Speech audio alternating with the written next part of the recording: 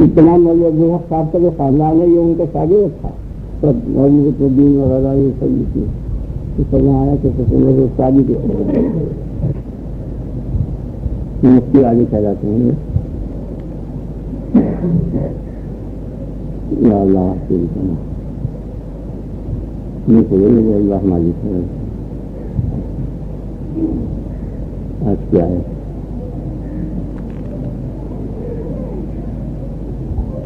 اعوذ باللہ من الشیطان الرجیم. اعوذ باللہ من الشیطان الرجیم. اعوذ باللہ من الشیطان الرجیم. اعوذ بکلمات اللہ التامات من شر ما خلق. اعوذ بکلمات اللہ التامات من شر ما خلق. اعوذ بکلمات اللہ التامات من شر ما خلق. اعوذ باللہ السمیع العلیم من الشیطان الرجیم. اعوذ باللہ السمیع العلیم من الشیطان الرجیم. اعوذ باللہ السمیع العلیم من الشیطان الرجیم. یا اللہ.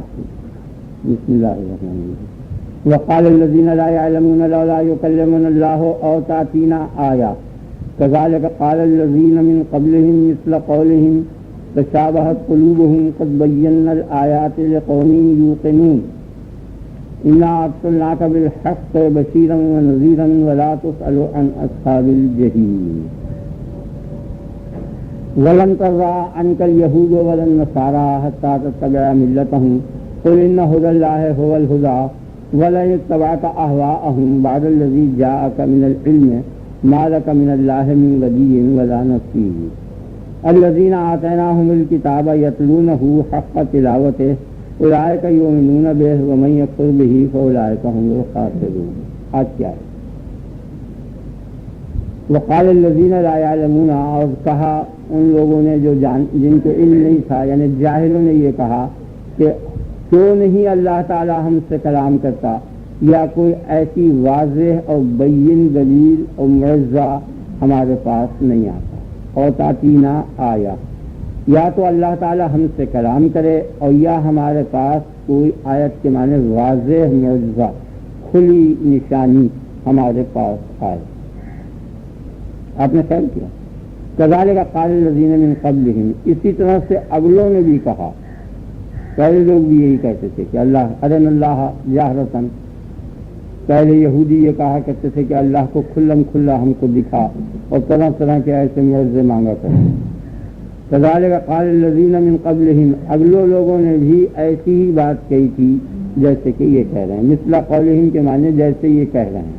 یہ ہمارا اردو ترجمہ ہے. ویسے لفظی ترجمہ یہ ہوا کہ اسی طرح کہا تھا ان لوگوں نے جو ان سے پہلے تھے، انہی کے قول جیسا، انہی کی بات جیسی بات انہوں نے کہی تھی. تشابہت قلوبہم. ان کے دل جو ہیں مشابہ ہو گئے ہیں ان کے دلوں کے، جیسی ان کی عقلیں تھیں ویسی ان کی عقلیں ہوں گی. قد بینا الآیات لقوم یوقنون. یقین کرنے والے لوگوں کے لیے ہم نے کھلی کھلی نشانیاں اور دلیلیں اور آیتیں بیان کر دی. انا ارسلناک بالحق بشیرا ونذیرا. بے شک ہم نے بھیج دیا تجھ کو حق کے ساتھ بشارت دینے کے لیے اور ڈرانے کے لیے. ولا تسأل عن اصحاب الجحیم. اور اہل نار اور اہل جہنم کی بابت اس سے کوئی پوچھ گچھ نہیں ہوگی. جو لوگ جہنم میں جانے والے ہیں تیرے سے یہ سوال نہیں کیا جائے گا کہ تو نے ان کو ہدایت کیوں نہیں کی. تیرا کام یہی تھا کہ تو حق بشارت دے دے اور ڈرا دے.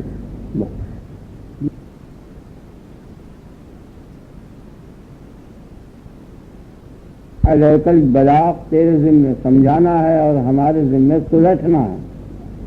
اب اچھا ترجمہ ہوگا.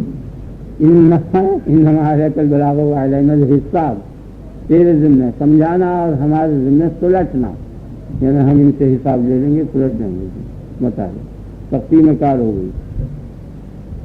ولا تسأل ولن ترضى عنك اليهود ولا النصارى حتى تتبع ملتهم. اور ہرگز تجھ سے یہودی اور نصرانی راضی نہیں ہونے کے اس وقت تک جب تک کہ تو ان کے دین کا پیرو نہ ہو جائے. ملت کے معنی دین. قل ان الہدی اللہ هو الہدی. کہہ دے اللہ کی ہدایت ہی ہدایت ہے. اور اگر تو ان کے خواہشوں کا تابع ہو گیا بعد اس کے کہ تیرے پاس علم آیا، یعنی بعد ایسی اس بات کے کہ جو دین ثابت ہے علم دلیل قطعی سے اور بین واضحات سے ثابت ہے، اس کے جاننے آنے کے بعد اگر تو ان کی خواہشوں کا پابند ہوا تو مالک من اللہ من ولی ولا نصیر، تو اللہ سے چھڑانے والا نہ کوئی ولی ہوگا اور نہ مددگار۔ ولی اس کو کہتے ہیں کہ جو ساتھ میں مقابلہ کرے مل کر مخالف سے، اور نصیر اسے کہتے ہیں کہ ساتھ میں تو مقابلہ نہ کرے بلکہ وہ مخالف کو پرے دھکیلنے کی کوشش، بچانے کی کوشش۔ یعنی اس کی مثال ایسی ہے کہ جیسے بیٹا ہے یا باپ ہے یا بھائی ہے، وہ تو ساتھ مل کر مخالف کا مقابلہ کرے گا، اور جو لوگ جاتے آتے ہیں انہوں نے آن کے بیچ میں سے چھڑا دیا، وہ بیٹے بھائی نہیں ہوتے مگر بیچ بچاؤ کرا دیتے ہیں، وہ نصیر تھی، تاکہ ولی اور نصیر کے معنی میں فرق ہو جائے۔ جن لوگوں کو ہم نے کتاب دی ہے وہ اس کو اچھی طرح سے پڑھتے ہیں، اس کی تلاوت اچھی طرح سے کرتے ہیں۔ تلاوت کے معنی قرات کے بھی ہیں اور اتباع کے بھی ہیں۔ جیسے والقمر اذا تلاہا، قسم ہے چاند کی جب وہ سورج کے پیچھے آتا ہے اور اس کی اتباع کرتا ہے، تو تلاوت کے دونوں معنی آتے ہیں، قرات کے بھی آتے ہیں اور اتباع کے بھی آتے ہیں کہ کتاب کے مطابق عمل کریں اور جو کچھ سنت ہے اس کے مطابق کام کریں، دونوں چیزیں۔ لفظوں کے معنی بھی اچھی طرح سمجھ لینے چاہیے۔ الذین آتیناہم الحکمۃ، اور اس میں حدیث شریف میں بھی آیا ہے لا دریت ولا طلیت، جس وقت کی یہ میت کو رکھا جاتا ہے تو دو فرشتے آتے ہیں منکر اور نکیر، ان کو نکیرین کہتے ہیں، تسمیہ بنایا ہے نکیرین۔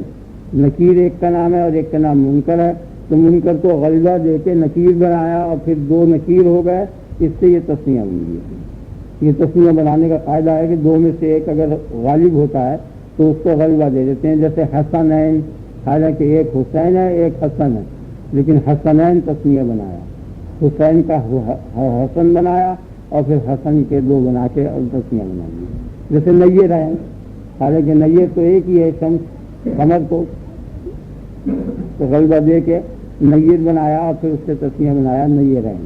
جیسے ابوین، حالانکہ اب تو ایک ہی ہوتا ہے باپ، لیکن ماں کو غلبہ دیا باپ کے ساتھ اور ماں کا باپ بنا کے اور پھر دونوں کا تسمیہ بنا دیا ابوین کے لیے۔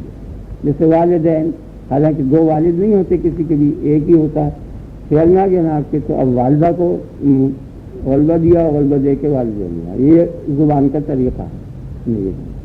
تو وہ نکیرین آئیں گے اسی طرح، منکر کو غلبہ دے کے نکیر بنا کے ان کا تسمیہ کیا، اور دونوں فرشتے آن کے پوچھتے ہیں من ربک و ما دینک، کون ہے تیرا رب و دین تیرا کیا ہے، وما تقول فی ھذا الرجل، اور اس شخص کے بارے میں کیا کہتا ہے۔ نبی صلی اللہ علیہ وسلم کی صورت مبارکہ سامنے ہوتی ہے، تو وہ مومن تو یہ کہتا ہے ھذا سیدنا و مرشدنا جاءنا بالبینات والھدی، یہ ہمارے مرشد ہیں اور سردار ہیں، ہمارے پاس بینات اور ہدایات لے کر آئے تھے۔ اور کافر یہ کہتا ہے ہاں ہاں لا ادری افسوس میں نہیں جانتا۔ تو فرشتے اس سے کہتے ہیں لا دریت ولا طلیت، وہ تلاوت سے آگے یہ مناسبت کی بنا پر تلاوت کا تلیت کر لیا، دریت کی وجہ سے، ورنہ زبان میں یوں ہونا چاہیے تھا لا دریت ولا طلاوت، قاعدے کے اندر تو یہ تھا، لیکن مناسبت کا عربی زبان میں بہت لحاظ ہے، اس لیے دریت کی مناسبت سے اسے تلیت کر لیا، مطلب وہی ہے تلاوت، یعنی نہ تو نے خود علم سیکھا اور نہ کسی سیکھے ہوئے کے پیچھے چلا۔ جو جاننے والے لوگ تھے ان کی اتباع کرنی چاہیے۔ تو تلاوت کے معنی یہ ہے کہ قرات بھی کرے کتاب کی اور اس کے اتباع بھی کرے، اس پہ عمل بھی کرے۔ اولئک یؤمنون بہ، یہی لوگ ہیں جو اس بات کے مستحق ہیں کہ جو اس پر ایمان لائے۔ اور جن لوگوں نے کفر کیا اس کتاب کا اور اس کا انکار کیا، پس یہی لوگ سوچیں گے۔ اور کتاب سے یہاں مراد قرآن شریف ہے، کیونکہ جو یہودی مسلمان ہو گئے تھے ان کے متعلق یہ آیت ہے الذین آتیناہم الکتاب یتلونہ حق تلاوتہ، جن لوگوں کو ہم نے کتاب دی ہے وہ اس کو اچھی طرح سے پڑھتے ہیں۔ یہ وہ لوگ ہیں کہ جن کو توریت دی گئی تھی، انہوں نے توریت میں تحریف نہیں کی، اور توریت میں جو خوشخبری نبی صلی اللہ علیہ وسلم کی تھی اس کی تصدیق کی، اور انہوں نے اچھی طرح سے اس کی تلاوت کی اور اس پہ عمل بھی کیا اور ایمان لیا ہے۔ انہی کی شان میں یہ آیت ہے اولئک یؤمنون بہ، یہ لوگ ایمان لیا۔ اب یہاں آگے آ جائیے آپ لوگ، ایک ایک لفظ کے معنی میں نے آپ کو سمجھا دیا۔ ہدایت کے معنی منزل تک پہنچانا اور منزل کا راستہ دکھانا۔ اگر آپ یہ کہہ دیں یہ سامنے ہے راستہ چلا جا گیا، ادھر سے نکل جاؤ یہ بندر روڈ پہ پہنچے گا، تو یہ بھی ہدایت ہوئی۔ اور ایک یہ بات ہے کہ آپ ٹھہرو میں بھی چل لیا ہوں ادھر، ساتھ لے جا کے بندر روڈ پہ آپ نے کھڑا کر دیا یہ بھی ہدایت ہوئی. تو ہدایت کے دونوں معنی آتے ہیں، خواہ راستے دکھانے کے ہوں، خواہ منزل تک پہنچانے کے ہوں. تو لغت میں جتنے تھے اس کے متعلق وہ میں نے آپ کے سامنے لفظوں کے معنی بیان کیے. اب مضمون آج کا ہے وہ زیادہ اہم ہے، قریب آ جائیے آپ تک سب سمجھیں. وقال الذین لا یعلمون لولا یکلمنا اللہ اور تاتینا آیا، یہ شبہ کفار کا ہے، مشرکین کا. انہوں نے پہلے بھی شبہ کیا ہے جو دوسری جگہ مذکور ہے. میں نے کہا ہم تیرے اوپر ہرگز ایمان نہیں لائیں گے جب تک کہ چشمہ زمین سے جاری نہ ہو جائے. بہت سی باتیں کہی ہیں. تک جنت من نخیل، یا تیرے لیے ایک باغ ہو کھجوروں کا، اور اس کا دستما یا آسمان کے ٹکڑے کا، تو 8-10 موضوعوں کا مطالبہ کیا ہے. وہ سبحان الذی کے پارے میں مذکور ہے. اسی قسم کی یہ چیز. وقال الذی، ایک جگہ یہ ہے ملائکہ کیوں نہیں نازل ہوئے، بعض حالیہ کئی جگہ بھی. لا یعلمون، بعض ان جاہلوں نے یہ کہا کہ کیوں نہیں اللہ ہم سے کلام کرتا. اب کلام کرنے کی ایک صورت تو یہ ہے کہ خدا ان سے خود براہ راست بات کر لے، اور ایک صورت یہ ہے کہ یہ کہے کہ دیکھو بھائی یہ رسول جو ہم نے بھیجا ہے یہ ہماری ہی طرف سے بھیجا ہے. ایک مطلب تو ان کا یہ ہو، اس بات کا یہ ہو سکتا ہے اللہ کے کلام کرنے کا کہ اللہ جس طرح انبیاء اور ملائکہ علیہ السلام سے بات کرتا ہے اس طرح ہر فرد سے بات کرے. اور ایک کلام کرنے کا مطلب یہ ہوتا ہے کہ یہ کلام کرے کہ دیکھو یہ رسول جو ہم نے بھیجا ہے یہ ہمارا ہی بھیجا ہوا ہے، یہ مصنوعی نہیں ہے. دونوں باتیں ہو سکتی ہیں. یہ پتہ نہیں ان کی مراد کیا ہے. آپ سمجھ گئے نا؟ یعنی مشرکین نے یہ کہا کہ اللہ تعالیٰ ہم سے کیوں نہیں کلام کرتا. اب کس بارے میں کلام نہیں کرتا؟ یعنی معاملات کے متعلق کلام نہیں کرتا، یا اس معاملہ نبوت کے متعلق کلام نہیں کرتا. دونوں معنی لگ سکتے ہیں. تو اگر ان کا مطلب یہ تھا کہ نبی کی بارے میں کلام نہیں کرتا، تو نبی کے بارے میں یہ کہہ دیں کہ دیکھو یہ نبی میں نے ہی بھیجا ہے، تم اس کو مانو اور اس کی تصدیق کرو کہ یہ تو ایک بے بنیاد کی چیز ہے. جب وہ خود کلام کرے گا تو پھر اب نبی کے واسطے کی ضرورت ہی کیا رہے گی؟ جب اس نے اتنی بات کر لی کہ دیکھو یہ آدمی میں نے ہی بھیجا ہے. خیال میں آ گیا نا؟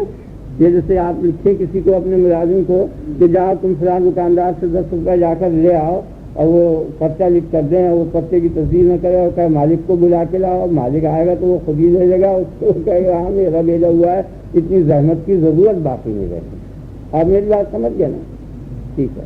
تو بظاہر یہ معلوم ہوتا ہے کہ انہوں نے یہ کہا کہ جس طرح اور ملائکہ سے اور انبیاء علیہ السلام سے کلام کیا اللہ نے، ہم سے کلام کیوں نہیں کرتا.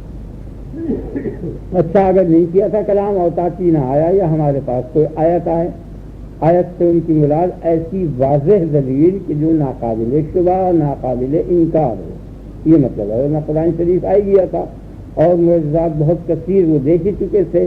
بہت قلیل کھانے سے کثیر آدمیوں کا پیٹ بھرنا، اور بہت تھوڑے سے پانی سے بہت کثیر آدمیوں کی پیاس کا رفع کر دینا.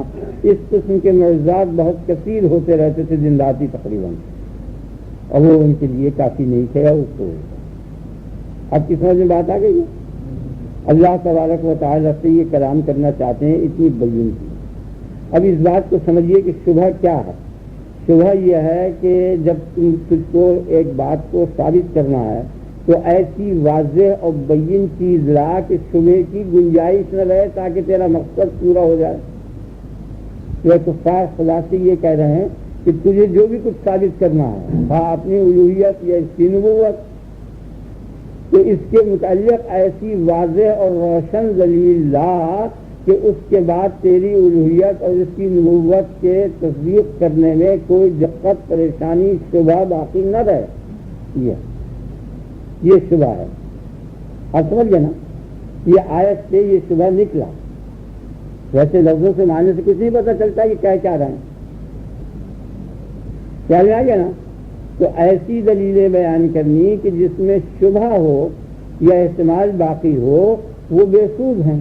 اس لیے ایسی بین اور کھلی چیز یہی ہو سکتی ہے کہ یہ تو خود براہ راست تو ہم کو خطاب کر، اور اگر ایسا نہیں کرتا تو ایسا معجزہ ہو کہ اس کے دیکھنے کے بعد بالکل گویا اطمینان ہو جائے کہ یہ تیرا ہی ہے اور خلاف سن کی طرف نہ جائے.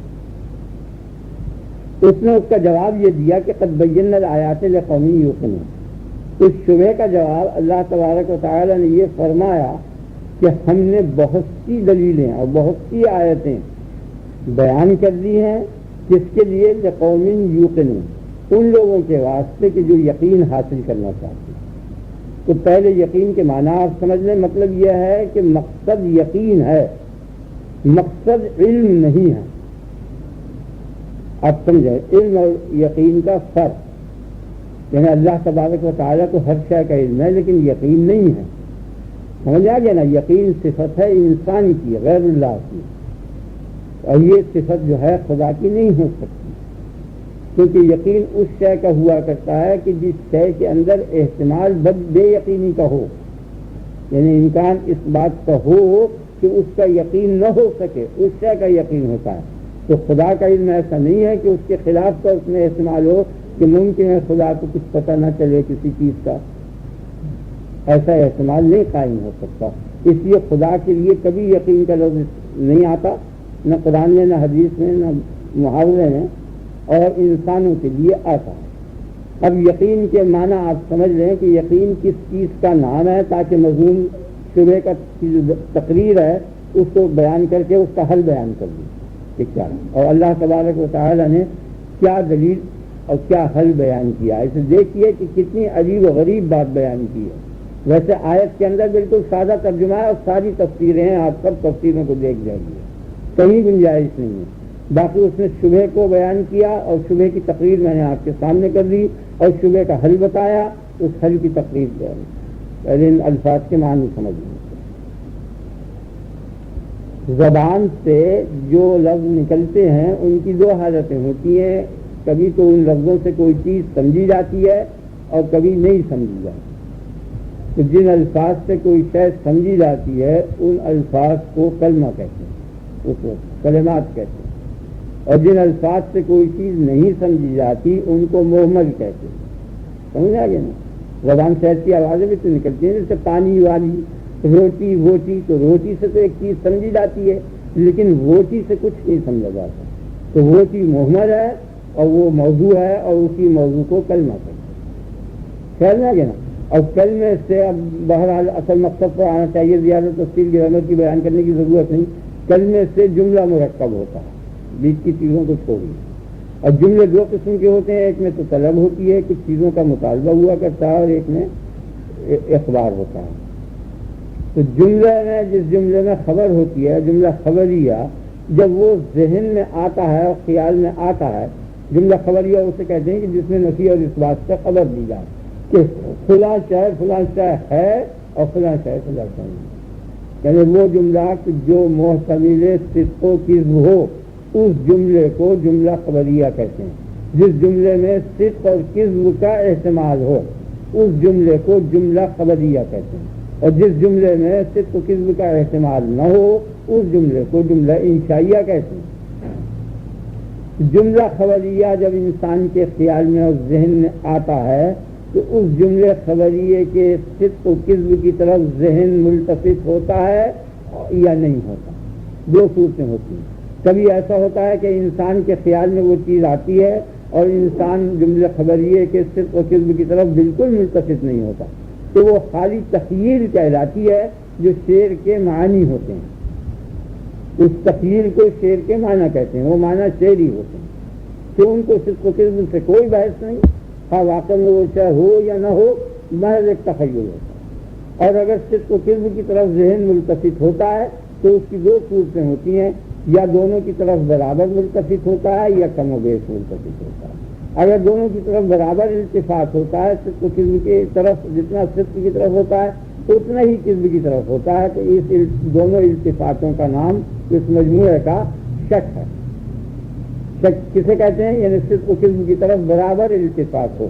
تو یہ التفات کی جو تساوی ہے اور مساوات ہے اور برابری ہے، اسی کا نام شک ہے. اور جدھر زیادہ ہوتا ہے اس کو گمان اور ظن کہتے ہیں، اور جدھر کم ہوتا ہے اس کو وہم کہتے ہیں.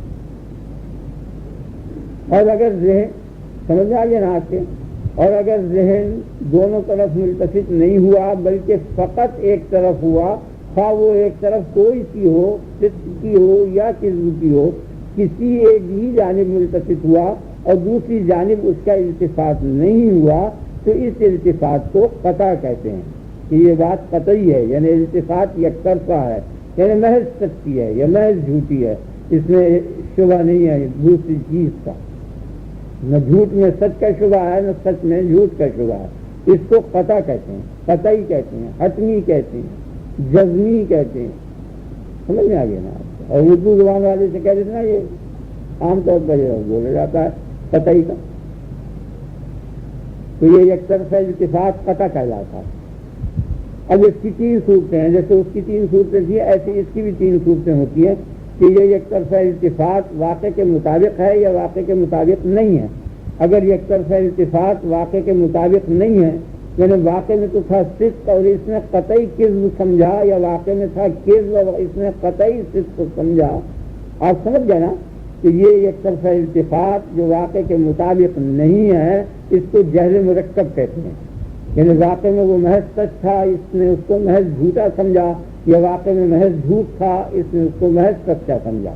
خیال آ گیا نا؟ جہل مرکب اس لیے کہتے ہیں کہ ایک تو اس شے سے ناواقفی ہوا یہ اور ناواقفیت ہوئی، ایک اس ناواقفیت سے بھی ناواقفیت ہوئی، اس لیے یہاں دو ناواقفیتیں جمع ہو گئیں، اس لیے اس کو مرکب جہل کہتے ہیں، جہل مرکب۔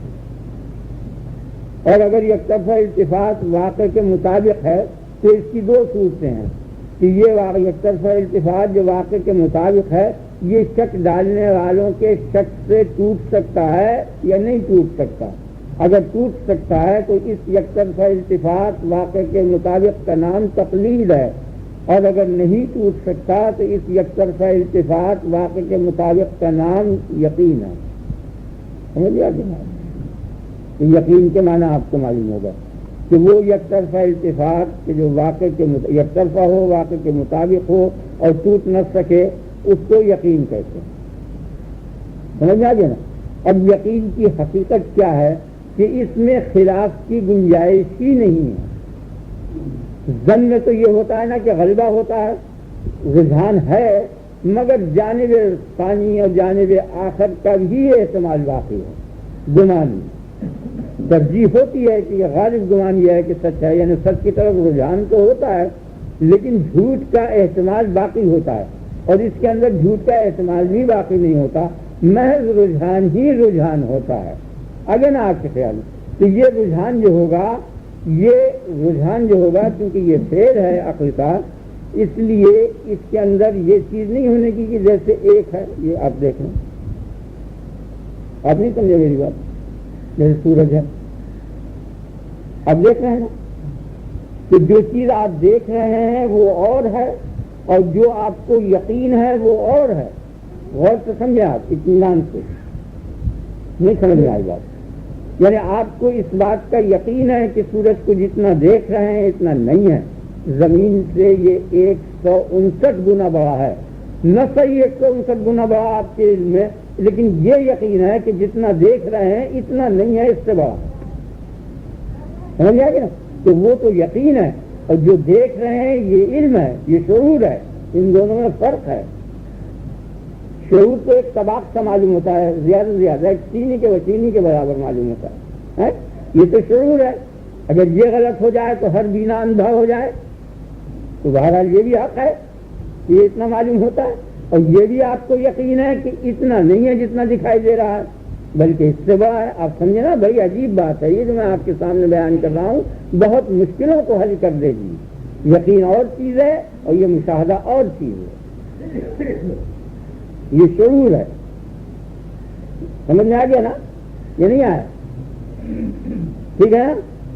اور یقین جو ہے وہ اس بات کا ہے کہ سورج جتنا دکھائی دے رہا ہے، ہر بچہ بڑا سب جانتے ہیں کہ اس سے بڑا ہے۔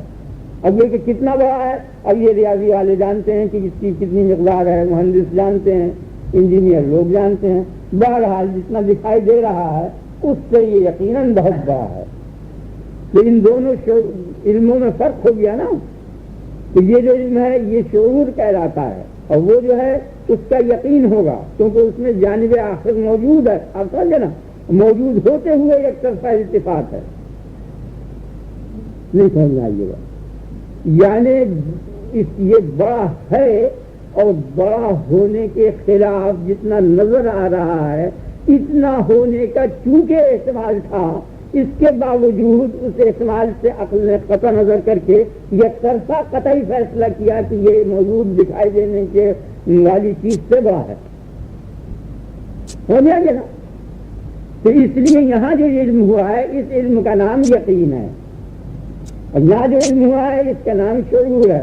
تو یقین میں جانب آخر کا استعمال ہوتا ہے. اسی بنیاد پر اللہ تبارک و تعالیٰ کو جانب آخر کا استعمال نہ امکان ہی نہیں ہے، نہ تو شعور ہی شعور ہے، اور وہ شعور بھی واقع کے مطابق ہے. آگے نا آپ کے خیال میں یا واقع اس کے شعور کے مطابق ہے، دونوں باتیں ہوتی ہیں. یہ بات سمجھ آ گئی نا؟ تو وہ یقین ہے اور یہ شعور ہے. تو اب یہ کیا بات چاہتے ہیں؟ یہ چاہتے ہیں کہ شعور ہو. نہیں سمجھا؟ آپ غور کریں اور آپ وہ آگے آ جائیں. یہ جتنے بھی یہ معجزات کا مطالبہ کر رہے ہیں، جیسے ابھی تھوڑا زمانہ ہوا تو نواز صاحب مانگوال نے جواب لکھا تھا، وہ یہاں تشریف لایا کرتے تھے حضرت صاحب کے زمانے میں. تو خود چیف وزیر اعظم نے کہا تھا کہ اگر خدا ہے تو وہ اب کوئی معجزہ دکھائے. سمجھا گیا نا؟ وہ معجزے کا مطالبہ، ان کا مطلب کیا ہوتا ہے معجزے سے؟ ان کا مطلب شعور ہوتا ہے. آپ غور کریں، بہت باریک بات ہے. غالباً آج کے سبق کا حاصل اور لب لباب یہی چیز ہے، اور آپ پہنچ رہی ہیں. آپ یعنی یہ لوگ کیا چاہتے ہیں؟ یہ چاہتے ہیں یقین چاہتے ہیں یا شعور چاہتے ہیں؟ تو اس قسم کا بین معجزہ جو شعور پیدا کر دے، اس کا وہ مطالبہ کر رہے ہیں. اور اس قسم کی آیت معجزہ اور دلیل کے جو یقین پیدا کر دے، اس کا مطالبہ نہیں کر رہا ہے، وہ ڈھیروں ہو چکی. تو اس نے جواب دیا کہ تم کو شعور حاصل کرنا ہے یا یقین. اگر یقین حاصل کرنا ہے تو ان کے لیے یہ قرینے اور دلائل کافی ہیں. جیسے آپ میری دکان کا پتہ دیں گے تو یہ بتائیں گے کہ تاج کمپنی کے سامنے ہے، یہ قرینہ ہے اس کا، یہ دلیل ہے. سمجھ میں آئیے نا؟ اگر آپ یہ کہیں کہ آپ کو لے جا کے اس جگہ کھڑا کر دیں تو وہ اور شے ہے. دلیل اور چیز ہے اور مدلول اور چیز ہے. دلیل جس شے پر دلالت کر رہی ہے اس شے کو حاصل کرنا چاہتے ہیں. نہیں سمجھا؟ نا آپ کو بہت عجیب و غریب بات ہے اور نئی بات ہے بالکل. میں کہہ رہا ہوں آپ آپ نے خیال کر دیا نا، ذہن بات بیٹھ گئی نا. تو پوچھتا کیا بات چاہتے ہیں؟ تو ظاہر یہ بات ہے کہ یہ ایسا شعور چاہتے ہیں. بین معجزے کے معنی یہ ہے کہ وہ شعور چاہتے ہیں. میں نے اس کا نام شعور رکھ دیا ہے، اس مشاہدے سے جو علم حاصل ہو رہا ہے. تو یہ چیز ہے، اس کی ضرورت نہیں ہے شعور کی. اس لیے کہ شعور جو ہے، اب آپ غور سے سنیں، شعور کے معنی سمجھ گئے نا؟ جیسے چاند آپ کو دکھائی دے رہا ہے، سورج آپ کو دکھائی دے رہا ہے، اس سطح پر روشنی آپ کو دکھائی دے رہی ہے، آگ دکھائی دے رہی ہے، کچھ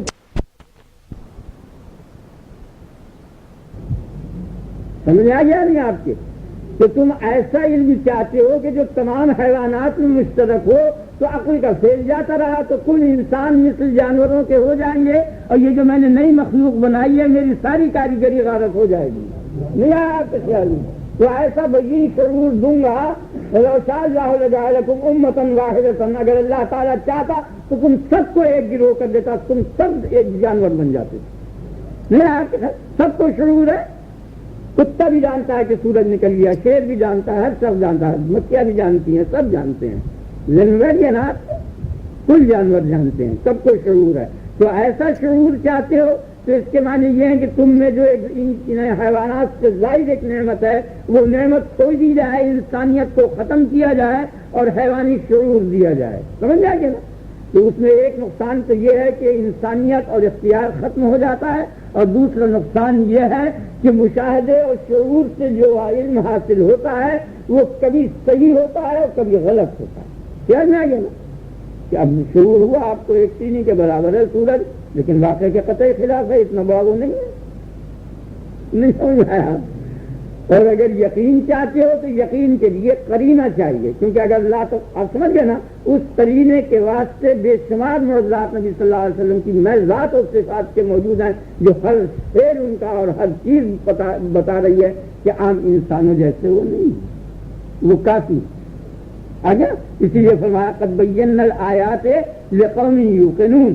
اگر یقین حاصل کرنا ہے جن لوگوں کو تو ان کے لیے تو یہ دلائل کافی ہیں، اور اگر ان کو یہ شعور حاصل کرنا ہے تو اس کا معنی یہ ہوئے کہ یہ ایسی چیز کا مطالبہ کر رہے ہیں کہ کیوں نہیں اللہ تعالیٰ نے ہم کو جانور بنایا ہے، تو ما قدر اللہ قدری اس قالوا ما انزل اللہ علی بشر من شیء، انہوں نے اللہ کی جیسی قدر کرنی چاہیے تھی ویسی قدر نہیں کی،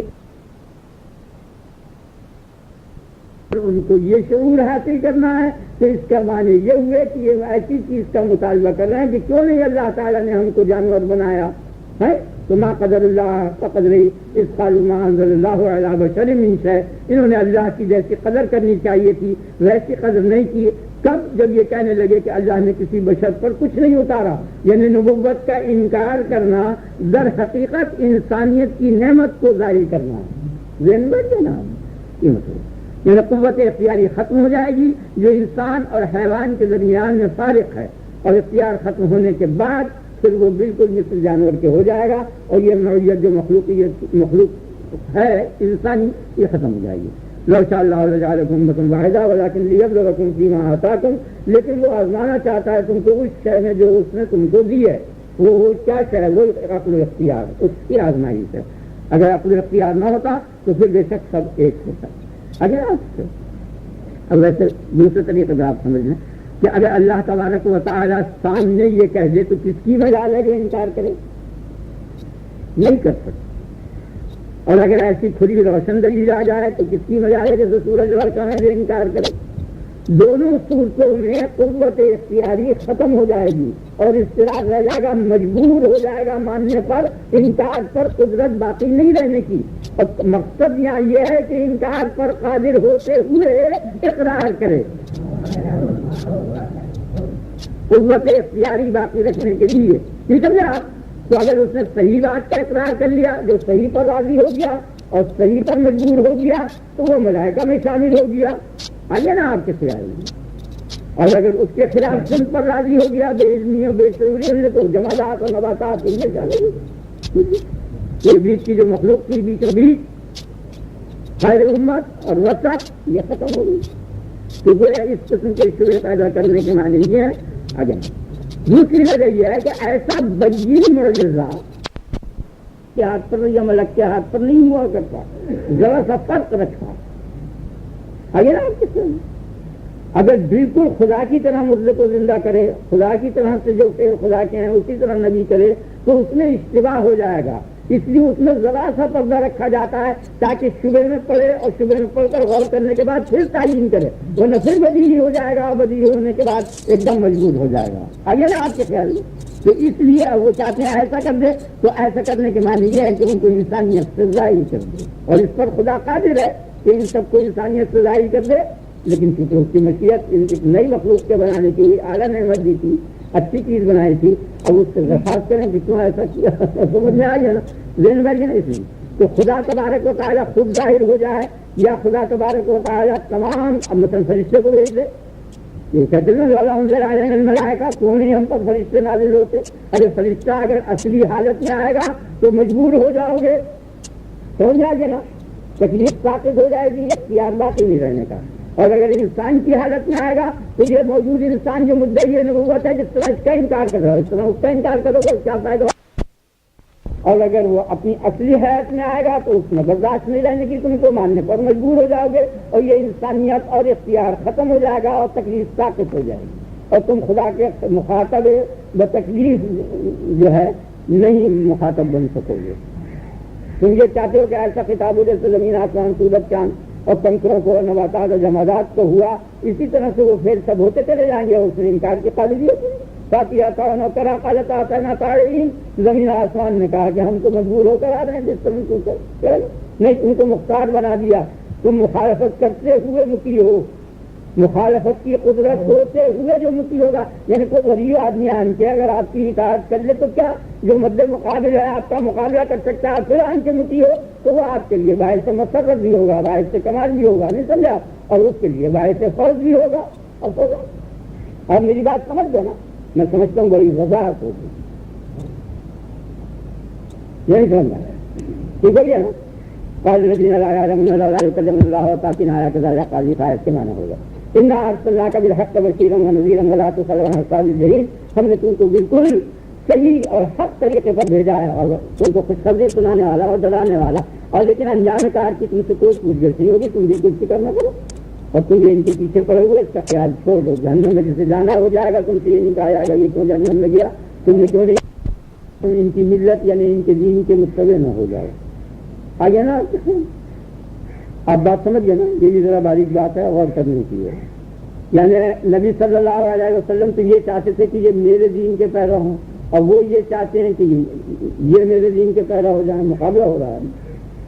تو اس کا جواب دیا اس نے، قل ان ھدی اللہ هو الہدی، ہدایت جو ہے وہ کسی انسان کی طرف سے نہیں ہے، جو انسان حق پر ہے وہ، جو انسان ناحق پر ہے وہ، انسانی حیثیت سے ایک دوسرے کا ہادی نہیں ہو سکتا۔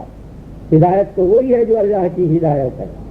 کہنا ہے نا کہ تم پوری جماعت کو قضا کی ہو اور تم سمجھدار ہوتے ہوئے تم یہ کہہ رہے ہو کہ ہم حق پر ہیں، نبی اور ان کے ساتھی کی جماعت یہ کہہ رہی ہے کہ ہم حق پر ہیں، عقل کی دونوں میں برابر متفق ہے، مشترک ہے، عقل تم میں بھی ہے اور ان میں بھی ہے، اس چیز سے نہ ان کو انکار ہے نہ ان کو انکار ہے، ان کو انکار ہوتا تو یہ ان کو تبلیغ نہ کرتے، نہیں سمجھ میں آیا، اور ان کو انکار ہوتا تو کسی نہ کسی وقت میں وہ ان کی مان کے نہ دیتے، نہیں آیا میری بات سمجھ رہا ہے نا، اور سمجھ گیا مل صاحب، اس لیے عقل دونوں کے اندر مشترک ہے، بالآخر مانا نا، جن جانوروں کی بات تو وہ نہیں مان سکتے تھے، بے عقلوں کی بات تو وہ نہیں مان سکتے تھے، تو اس کے معنی یہ ہوئے کہ عاقل وہ بھی انہیں سمجھتے تھے اور یہ بھی انہیں عاقل سمجھتے تھے، نبی اور ان کے ساتھی، ورنہ یہ انہیں خطاب نہ کرتے۔